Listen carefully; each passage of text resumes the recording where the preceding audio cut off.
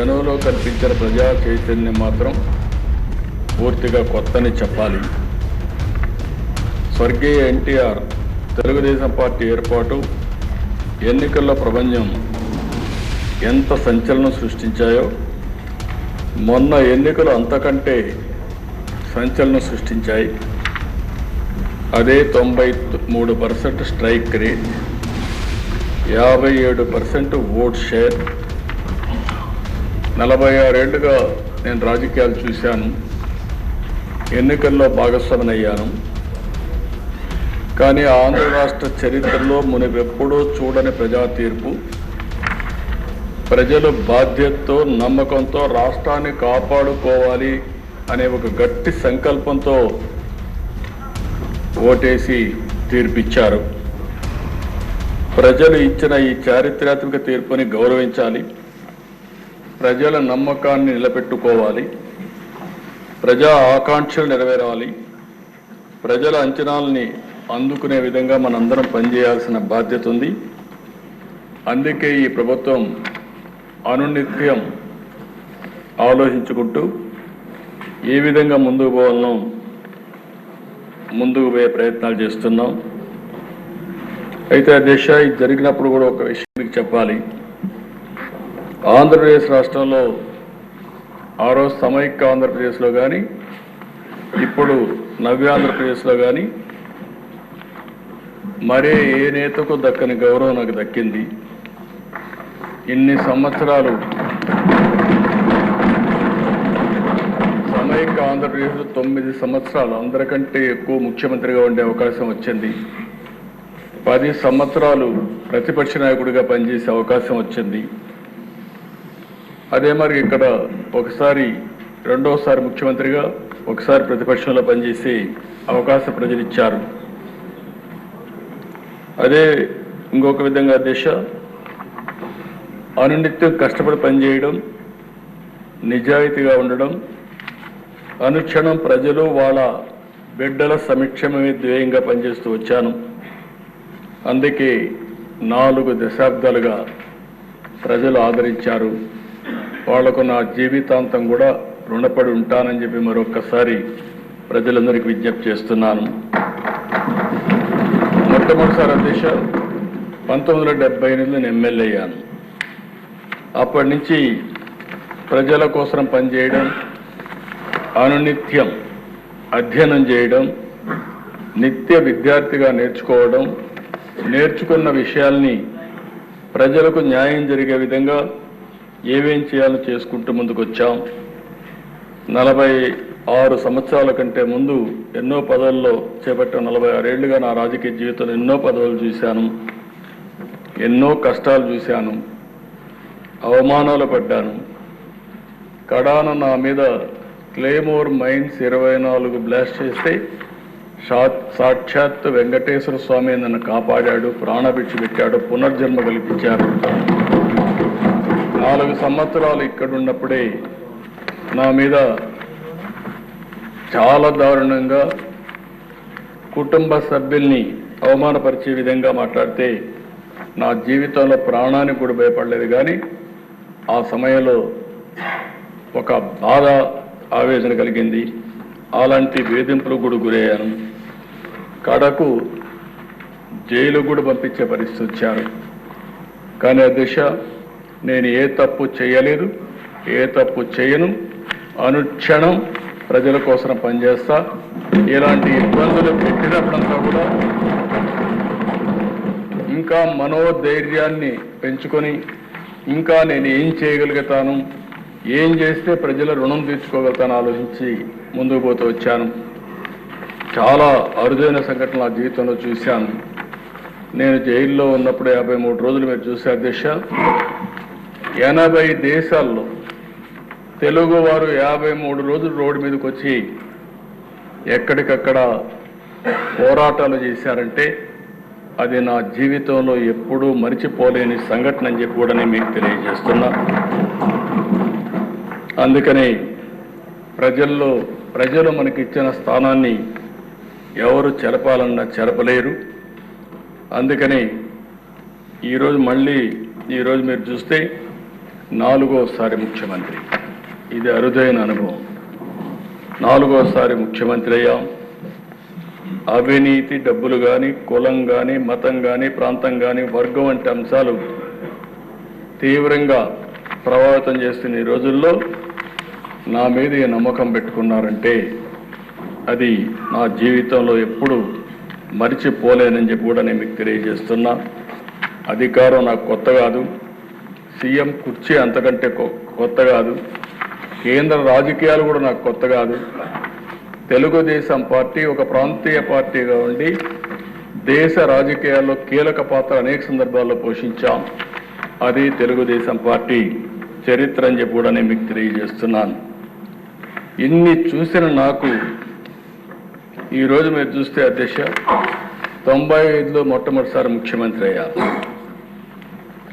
మళ్ళీ 99లోనే కంటిన్యూ అయ్యాను. 2014లో ముఖ్యమంత్రి అయ్యాను. 2024లో మళ్ళా ముఖ్యమంత్రి అయ్యాను. కానీ ఇలాంటి పరిస్థితి నా జీవితంలో ఎప్పుడు చూడలేదు. ఈరోజు ఎంత తవ్వితే అన్ని అవకతవకలు కానీ భయంకరమైన విషయాలు వచ్చే పరిస్థితి వస్తూ ఉంది. అందుకే మనకంటే ప్రజలు ఎక్కువ ఆలోచించారు. వాళ్ళు ఏదైతే ఆలోచించారో దాని పర్యవసానమే మొన్న మనకిచ్చినటువంటి తీర్పు. అయితే దేశ విధ్వంసమైన వ్యవస్థలు, గాడి తప్పిన యంత్రాంగం, గత ప్రభుత్వం యొక్క అప్పులు, తప్పులు, పాపాలు, నేరాలు ఈ ప్రభుత్వానికి ఒక సవాళ్లుగా తయారైనాయి. జూన్ 12న ప్రభుత్వ అధికారం చేపట్టి ఆ రోజు చూస్తే రాష్ట్రం ఒక వెంటిలేటర్ పైన ఉంది. కొంతమంది నన్ను అడిగారు, మీరు ముఖ్యమంత్రి అవుతారు, అయిన తర్వాత ఈ రాష్ట్రాన్ని బాగు చేస్తారా, చేయగలుగుతామనే నమ్మకం మీకుందని అడిగారు. నేను ఒకటే చెప్పాను, నేను పారిపోలేను. అధికారం ఉన్నా, అధికారం లేకపోయినా, లేకుంటే ఎప్పుడైనా సరే ప్రజల కోసం పనిచేశా. ఇప్పుడు కూడా అలాంటి సవాళ్ళని నేను స్వీకరించి మళ్ళీ ప్రజలు నిలబెట్టగలిగితే తీరతానని ఆ రోజు ప్రతిజ్ఞ చేసి ముందుకు వచ్చానని చెప్పి నేను తెలియజేస్తున్నాను. అలాంటి పరిస్థితుల్లో ఈ రాష్ట్రానికి ఒక విజ్ఞతతో ప్రజలు ప్రవర్తించారు. ఆ విజ్ఞత మీరు చూస్తే కీలకమైన సమయంలో 21 ఎంపీలని గెలిపించారు, ఎన్డీఏ కూటమి అభ్యర్థుల్ని. దీనివల్ల ఢిల్లీలో కూడా మన పరపతి పెరిగింది. కాస్తో కోస్తో వెంటిలేటర్ పైనుండే రాష్ట్రానికి సహాయం చేయడానికి ఆ రోజు నేను కానీ, మిత్రుడు పవన్ కళ్యాణ్ గారు కానీ, ఒక పక్క నరేంద్ర మోడీ గారు కానీ, బీజేపీ ప్రధానమంత్రి గారు అయినటువంటి నరేంద్ర మోడీ గారు అందరం కలిసి చెప్పాం. దాని మీద పూర్తిగా కేంద్రం కూడా సహకరించే పరిస్థితికి వచ్చారు. ఒక్కొక్క ఇటుక పేరుస్తూ ముందుకు పోతున్నాం. రాత్రి ఏది సాధ్యం కాదు. ఈ విషయాన్ని ఇక్కడుండే శాసనసభ్యులు కూడా అర్థం చేసుకుని మనం అందరం కూడా ప్రజలకు చెప్తూ మన ఆలోచన విధానం ప్రజలకు అంకితమైన భావంతో పనిచేస్తాం.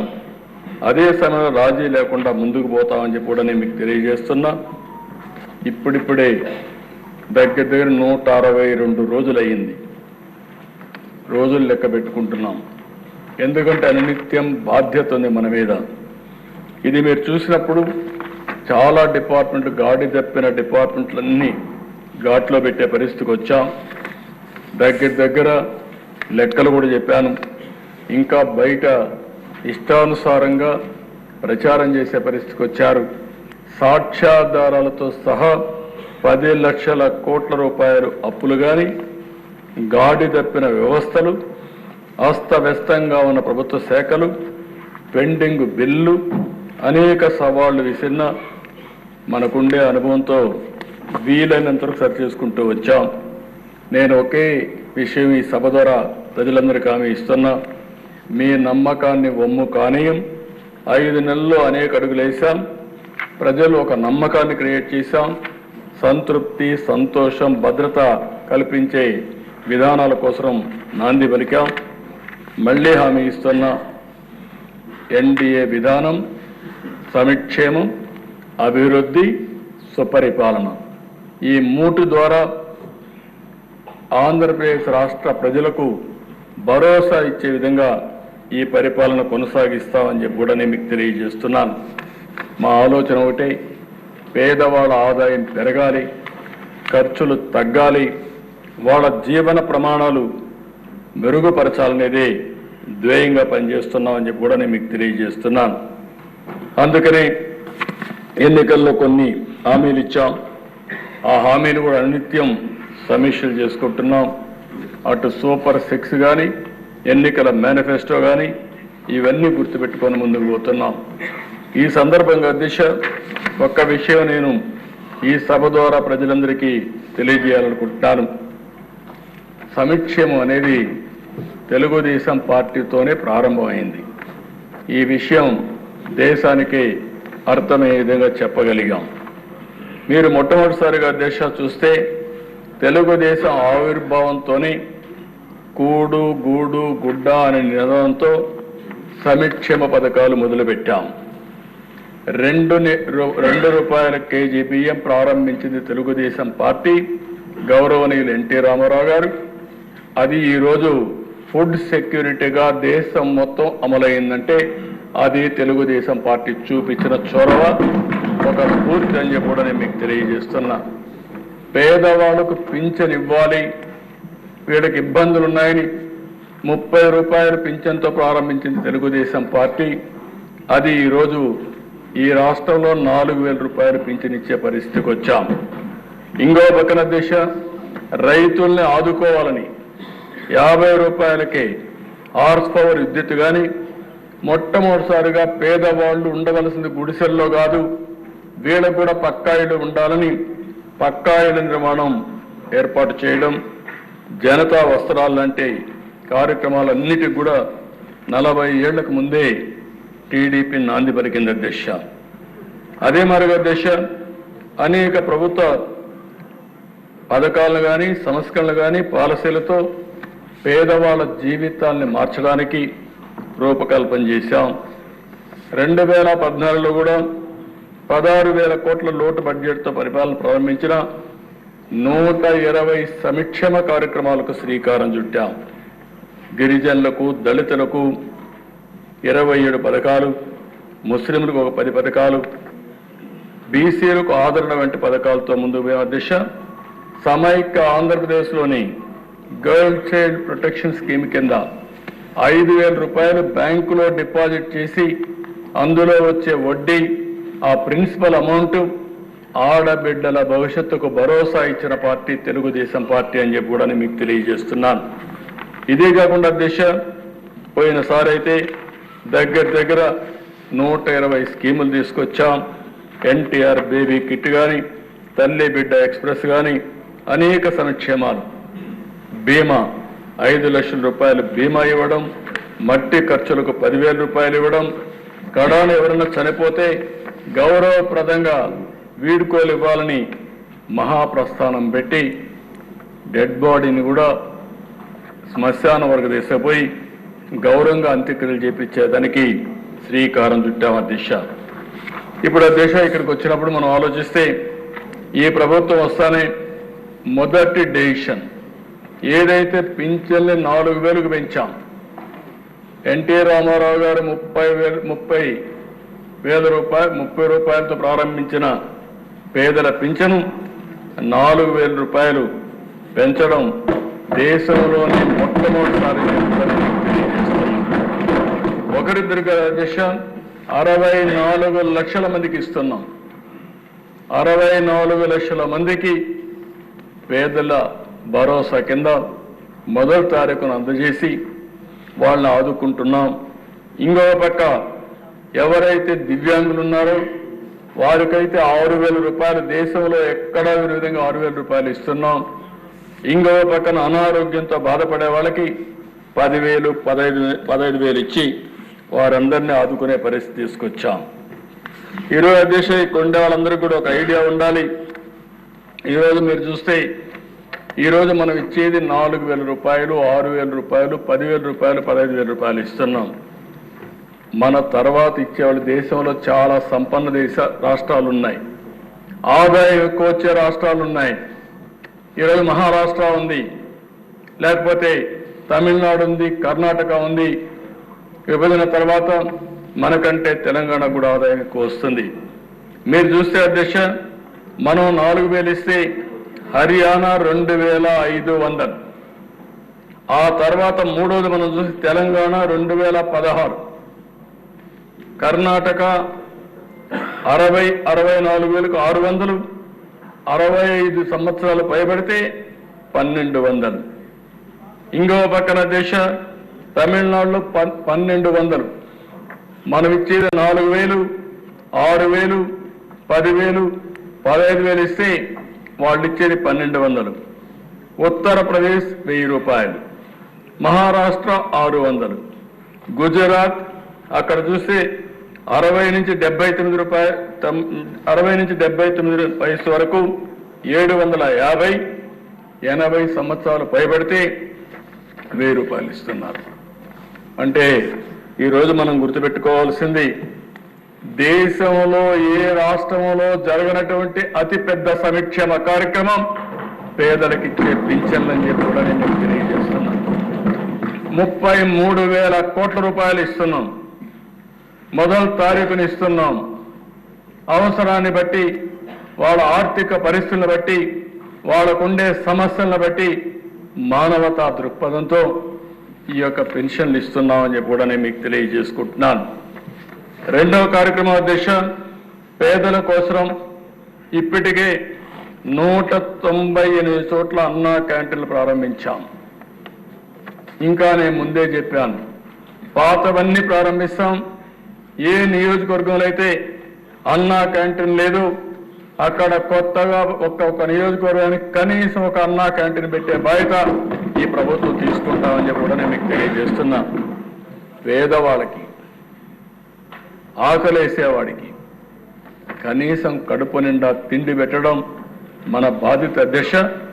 అందుకే మీరు చూస్తే అన్నా క్యాంటీన్లో బ్రేక్ఫాస్ట్ కానీ, లంచ్ కానీ, డిన్నర్ కానీ 5 రూపాయలకే ఇచ్చే ఏకైక ప్రభుత్వం ఎన్డీఏ ప్రభుత్వం ఆంధ్రప్రదేశ్ అని చెప్పి నేను మీకు తెలియజేస్తున్నా. ఇప్పటికి మూడు పూట్ల చూస్తే 1,18,81,765 మంది అన్నా క్యాంటీన్లో భోంచేశారు అధ్యక్ష. అది విన్నప్పుడు ఒక ఆనందం, ఒక తృప్తి. నేను ఒకటే అప్పీల్ చేశాను అధ్యక్ష, ఈరోజు తిరుమల తిరుపతి దేవస్థానంలో ఎన్టీ రామారావు గారు ఆ రోజు క్యాంటీన్ ప్రారంభించారు, అన్నదానం ప్రారంభించారు. ఈరోజు డబ్బులు కూడా కార్పస్ బాగా డెవలప్ అయింది. వడ్డీతో కనీసం వడ్డీ ఖర్చు పెట్టినా 1,00,000 మంది పెట్టే పరిస్థితికి వచ్చారు. ఇంకా కార్పస్ కూడా పెరుగుతా ఉంది. ఒక స్ఫూర్తి, ఒక ఆలోచన ఏ విధంగా పనిచేస్తున్నదానికి తిరుమలలో అన్నదానమే ఒక ఉదాహరణ అని చెప్పి కూడా నేను మీకు తెలియజేసుకుంటున్నాను. అందుకని అధ్యక్ష, ఇక్కడ కూడా అందరికీ అప్పీల్ చేస్తున్న దాతలందరికీ, మీ దగ్గరలో ఉండే అన్నా క్యాంటీన్కి ఒక రోజున మీరు పుట్టినరోజు కానీ, మీ ఇంట్లో మంచి కార్యక్రమం చేసే సమయంలో కానీ, మీ కుటుంబ సభ్యుల్ని గుర్తుంచుకునే కార్యక్రమం చేసే సందర్భంలో కానీ ఒక 10 మందికి భోజనం పెట్టాలంటే అన్నా క్యాంటీన్ ఉపయోగించుకోండి. అన్ని దానాల కంటే అన్నదానం పవిత్రమైనది. ఈ కార్యక్రమానికి నాంది పలికి డబ్బులు పెరగడానికి ప్రభుత్వానికి కష్టం కాదు అధ్యక్ష. నేను సమాజంలో కూడా స్ఫూర్తిని ప్రమోట్ చేయాలనుకుంటున్నాను, స్ఫూర్తిదాయకంగా ముందుకు పోవాలనుకుంటున్నాను.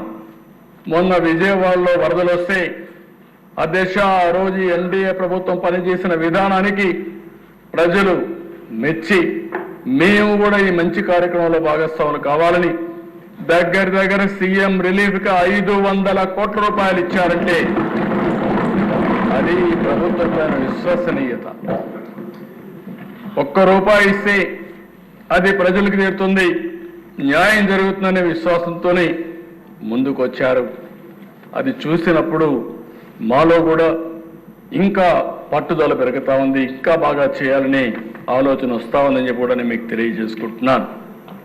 ఇది అయిన తర్వాత దిశ ఏదైతే ఎన్నికల మేనిఫెస్టోలో చెప్పామో ఆడబిడ్డలకు దీపం 2.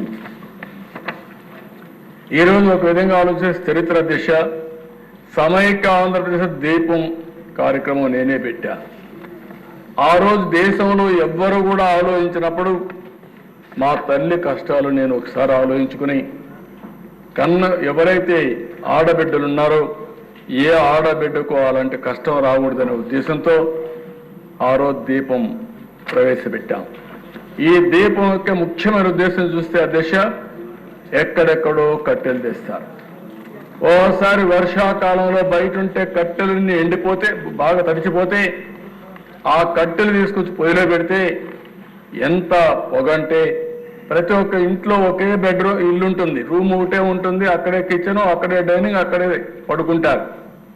ఇల్లంతా కూడా పొగొస్తే ఆడబిడ్డలు పడే కష్టం అవన్నీ చూసిన తర్వాత నాకు అనిపించింది. అప్పట్లోనే రామ్ నాయక్ అని ఒక మంత్రి ఉండేవాడు మహారాష్ట్ర నుంచి, వాజ్పేయి గారిని మెప్పించి రామ్ నాయక్ని గట్టిగా రిక్వెస్ట్ చేసి ఆ రోజుట్లోనే ఇంటింటికి దీపం కింద వంట గ్యాస్ సిలిండర్లు ఉచితంగా సరఫరా చేసిన పార్టీ తెలుగుదేశం పార్టీ అధ్యక్ష. ఈరోజు అలాంటి కార్యక్రమాన్ని మళ్ళీ రిపీట్ చేశాం. మనోహర్ గారు మంత్రిగా చాలా సమర్థంగా దాన్ని చేశారు. ఒకే హామీ ఇచ్చాం, సంవత్సరానికి 3 ఉచిత గ్యాస్ సిలిండర్లు ఇస్తామన్నాం. ప్రతి సంవత్సరం 3 ఉచిత గ్యాస్ సిలిండర్లు ఇచ్చే బాధ్యత ఈ ప్రభుత్వం తీసుకుంటున్నామని చెప్పి కూడా నేను మీకు తెలియజేస్తున్నాను. కొంతమంది తెలియని వాళ్ళు మాట్లాడుతున్నారు, ఎక్కడ ఇచ్చారంటారు. ఇది క్యాష్గా చేతికి ఇవ్వడానికి, గ్యాస్ తీసుకుపోవాలంటే సిలిండర్ కావాలి. అంటే ఎవరైనా సరే గ్యాస్ సిలిండర్ ఇంట్లో ఉంటే అయిపోతానే బుక్ చేసుకుంటారు. బుక్ చేసుకుంటే గ్యాస్ వస్తుంది దశ. మేము ఏదైతే చెప్పామో చెప్పినప్పటి నుంచి ఇప్పటి వరకు 42,40,000 మందికి గ్యాస్ సిలిండర్లు బుక్ చేసుకున్నాం. వాళ్ళకందరికీ ఇస్తున్నాం. ఇంకొక విషయం కూడా చెప్తున్నాను అధ్యక్ష, దీనివల్ల ఒకటే కండిషన్, సింపుల్ కండిషన్, ఎవరైనా సరే రేషన్ కార్డు ఉండాలి, రెండోది ఆధార్ ఉండాలి. ఈ 2 ఉంటే అందరూ ఎలిజిబుల్. మీరు కూడా చెప్తున్నా, ఊరికే విమర్శలు చేసేది మానండి. ఒకటే హామీ ఇస్తున్నా, ఈ హౌస్లో ఎవరికైతే రేషన్ కార్డు ఉందో, ఎవరైతే ఆధార్ అథెంటికేషన్ ఉందో అలాంటి అందరూ కూడా దీపం 2 కింద 3 సిలిండర్లకు అర్హులు, తీసుకునే హక్కు వాళ్ళకు ఉంది. ఎవరైనా ఇవ్వకపోతే దబాయించి తీసుకోమంటున్నా. మనోహర్ గారిని కూడా కోరాను, ఢిల్లీలో కూడా నేను చాలా స్పష్టంగా రిక్వెస్ట్ చేశాను, మేమే డబ్బులు కడతాం, మీరు వాళ్ళ దగ్గర డబ్బులు కూడా కట్టకుండా తీసుకోకుండా ఇమ్మని చెప్పి రిక్వెస్ట్ చేశాం. కానీ వారు చెప్పింది ఇప్పటి వరకు అన్ని కార్యక్రమాలు కూడా ముందు డబ్బులు కడితే మళ్ళా వాళ్ళ అకౌంట్ డబ్బులు ఇచ్చుకోండి, కానీ ఇది చేయొద్దనే పరిస్థితికి వచ్చారు. కానీ ప్రయత్నం చేస్తున్నాం. కానీ ఈరోజు ఎవరైనా ఇది కట్టిన ఆర్డర్ బుక్ చేసుకున్న తర్వాత 48 గంటల్లో వాళ్ళ అకౌంట్లో డబ్బులు వేసే బాధ్యత ఈ ప్రభుత్వం తీసుకుంటా. ఎస్క్రో అకౌంట్ కూడా ఓపెన్ చేశామని చెప్పి నేను మీకు తెలియజేస్తున్నాను. అదే మరిగా దశ ఈరోజు చెత్త పన్ను రద్దు చేశాం. కనీసం చెత్త మీద పన్నేసి 83 లక్షల మెట్రిక్ టన్నులు చెత్తంతా పేరకపోయే పరిస్థితి వచ్చింది. ఇప్పుడు కూడా చెప్తున్నా నారాయణ గారికి, ఎంత తొందరగా వీలైతే అంత తొందరగా చెత్త వదిలించమని చెప్పి.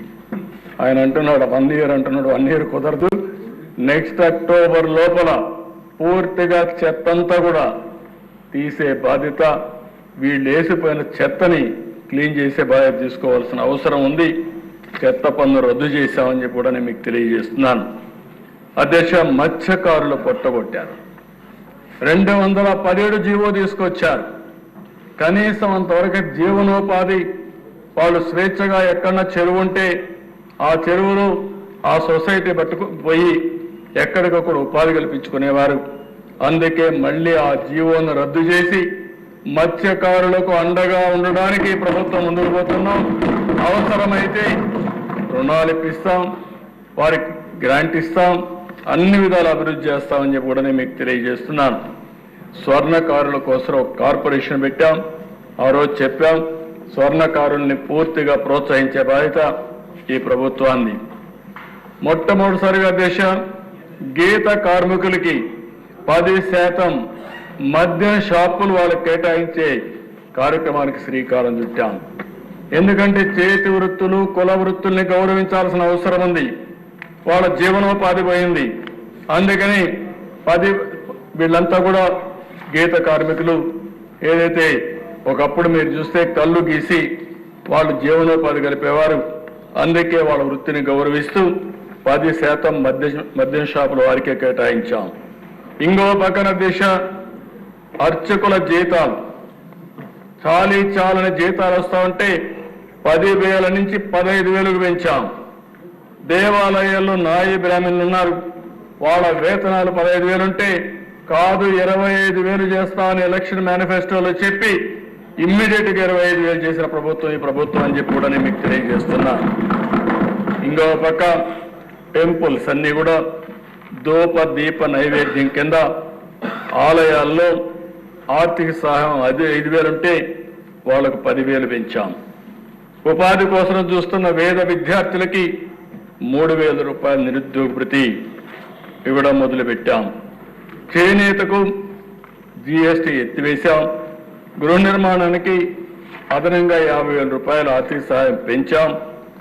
రైతులకు గత ప్రభుత్వం బకాయిలు పెట్టిన 1,674 కోట్ల రూపాయలు చెల్లించి ఈ రోజు ఎవ్వరు ప్యాడీ ప్రొక్యూర్మెంట్కి ఇస్తే 48 గంటల్లో వాళ్ళ అకౌంట్కు డబ్బులు పంపించే పరిస్థితిగా తీసుకున్నాం. అది కూడా వాట్సాప్ గ్రూపులు కూడా క్రియేట్ చేసి ఎక్కడా ఇబ్బంది లేకుండా చేస్తున్నాం. మళ్ళీ రైతులకు సబ్సిడీ డ్రిప్ పరికరాలు, పాడి రైతులకి 90% రాయితీతో షెడ్లు కట్టిస్తున్నాం. రాజధాని కౌలు రైతులకి మొత్తం 400 కోట్ల రూపాయలు చెల్లించాం. ఏ మాట అయితే చెప్పామో గృహ నిర్మాణానికి గ్రామాల్లో 3 సెంట్లు, పట్టణాల్లో 2 సెంట్లు ఇచ్చే కార్యక్రమానికి శ్రీకారం చుట్టాం. అదే సమయంలో 5 సంవత్సరాల్లో ఈ రాష్ట్రంలో ఏ ఒక్క వ్యక్తి కూడా ఇంటి జాగా లేదనకుండా, ఇల్లు లేదనే పరిస్థితి లేకుండా ప్రతి ఒక్కరికి ఇంటి జాగా, ఇల్లు ఇచ్చే పరిస్థితి తీసుకొస్తామని చెప్పి కూడా నేను మీకు తెలియజేస్తున్నా. ఇవి ఒక పక్కన చేస్తూ అధ్యక్ష, నేను మళ్ళీ చెప్తున్నా, ఈ ప్రభుత్వ విధానం పేదలకు సంక్షేమ కార్యక్రమాలు చేయడం, అదే సమయంలో అభివృద్ధి కూడా కొనసాగించడం. అభివృద్ధి చేస్తే సంపద వస్తుంది, సంపద వస్తే ఆదాయం ప్రభుత్వానికి పెరుగుతుంది, తిరిగి పెరిగిన ఆదాయాన్ని పేదలకు ఖర్చు పెట్టే పరిస్థితి వస్తుంది.